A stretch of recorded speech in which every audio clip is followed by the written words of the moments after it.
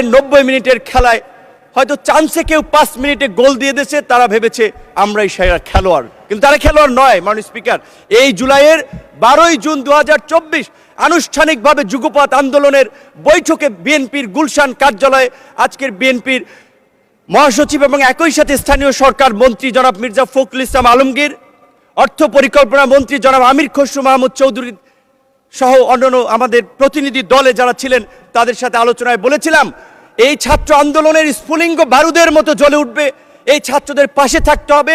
আপনারা ছাত্র দলকে সেইভাবে নির্দেশনা দিন।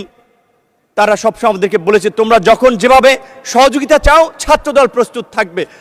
ভারতের শিলং অবস্থিত সালাউদ্দিন আহমেদ, আমি তাকে রেসপেক্ট করি, তার সাথে যে কয়েকবার কথা বলেছি অত্যন্ত বিজ্ঞ লার্নেড মানুষ মনে হয়েছে।